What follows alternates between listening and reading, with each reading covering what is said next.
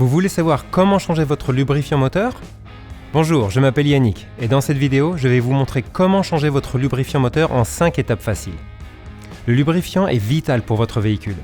Pour éviter d'endommager votre moteur, il est indispensable de consulter le manuel d'entretien de votre véhicule afin de savoir la fréquence de vidange du lubrifiant moteur recommandée par le constructeur. Pour changer votre lubrifiant moteur, vous allez avoir besoin de quelques petites choses.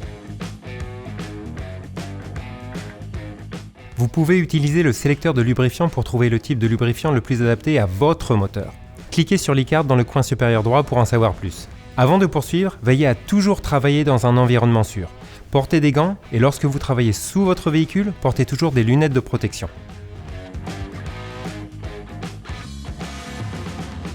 Votre véhicule doit être sur un sol plan et solide. Et étant donné que vous allez devoir vous glisser dessous, vous éviterez de vous garer sur un sol sale.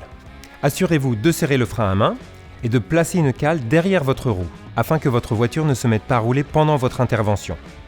Votre voiture étant maintenant parfaitement immobilisée, il est temps de la surélever. Placez votre cric sous la voiture. Consultez le manuel d'entretien pour savoir où exactement placer le cric. Utilisez le support de cric pour supporter votre voiture en le plaçant directement sous le châssis. Abaissez ensuite la voiture de manière à ce qu'elle soit supportée par le cric et son support. Vérifiez si votre voiture est bien sécurisée en essayant de la faire bouger. Parfait! Maintenant, si vous venez d'utiliser la voiture, laissez le moteur et le lubrifiant refroidir une vingtaine de minutes. Ainsi, le lubrifiant ne sera plus trop chaud mais sera encore suffisamment fluide pour s'écouler facilement. Je vais utiliser mon cric pour vous montrer comment réaliser les étapes suivantes. De nombreuses voitures sont équipées d'un cache de bas de caisse qui doit être retiré pour accéder au bouchon du carter. Et nous voilà prêts à travailler! Nouez un chiffon autour de votre poignet afin que le lubrifiant ne goutte pas le long de votre bras.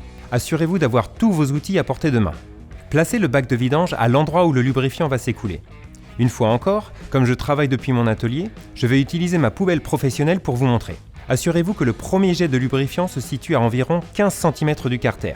Donc placez le bac à cette distance du carter, comme ceci. Le lubrifiant pouvant rester chaud, vous devez empêcher tout contact avec la peau. Il est donc recommandé d'utiliser un chiffon non pelucheux comme mesure de sécurité supplémentaire. Astuce pro, si vous renversez de l'huile, n'utilisez pas d'eau pour les nettoyer, mais une substance absorbante, comme la litière pour chat. Cela facilitera grandement le nettoyage. Placez votre clé sur le bouchon de vidange et desserrez-le légèrement. Ensuite, finissez de retirer le boulon à la main. Soyez rapide, car du lubrifiant va vite s'écouler. Gardez un œil sur votre bac de vidange et déplacez-le en conséquence pour éviter d'éventuelles éclaboussures. Avez-vous fini recouvert d'huile lors de votre première vidange ? Racontez-moi vos aventures dans les commentaires ci-dessous. N'essuyez pas le boulon immédiatement, car il agit comme un aimant pour les paillettes métalliques et vous aide à les contrôler. Les paillettes métalliques peuvent indiquer un dysfonctionnement de votre moteur. Assurez-vous que les filetages sont en bon état, comme celui-ci.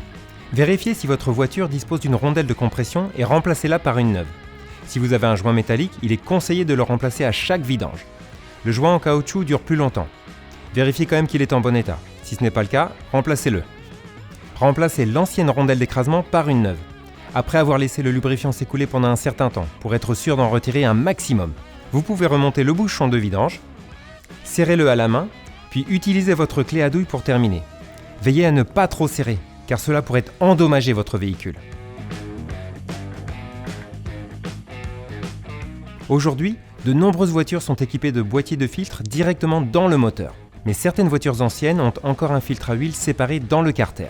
Il est recommandé de remplacer ce filtre à chaque vidange d'huile. Prenez votre clé à filtre à huile et placez-la sur le filtre. Serrez fermement, tirez le bac et placez-le sous le filtre à huile. Vous pouvez le retirer à la main.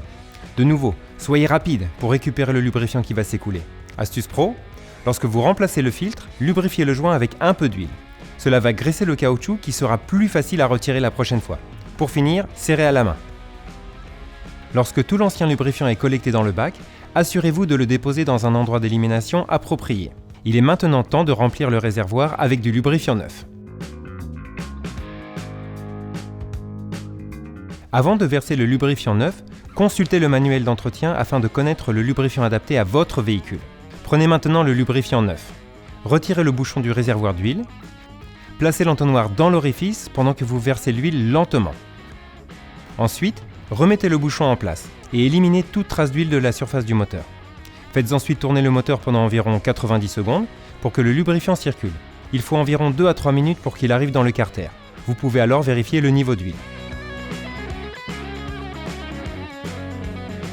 Trouvez la jauge, qui est généralement jaune vif ou orange, retirez-la, essuyez-la et remettez-la dans l'orifice. Retirez-la de nouveau et vérifiez le niveau de lubrifiant. Il doit se situer entre les deux repères. Idéalement, il doit être près du repère supérieur. Regardez ça, c'est parfait! Si votre niveau d'huile est encore un peu bas, il vous suffit d'en ajouter et de remesurer le niveau à l'aide de la jauge. Ok, c'est ça! Vous savez maintenant tout ce qu'il faut savoir sur le remplacement du lubrifiant en 5 étapes faciles. Étape 1, sécurisation et organisation. Étape 2, vidange du lubrifiant. Étape 3, remplacement du filtre à huile. Étape 4, remplacement du lubrifiant. Étape 5, contrôle du niveau du lubrifiant. Souhaitez-vous en savoir plus sur le lubrifiant moteur Castrol le mieux adapté à votre véhicule? Consultez le site internet castrol.com dans la description ci-dessous. Nous avons plein d'autres vidéos pour vous. Alors cliquez sur ce bouton j'aime et n'oubliez pas de vous abonner. Merci d'avoir regardé cette vidéo et à bientôt!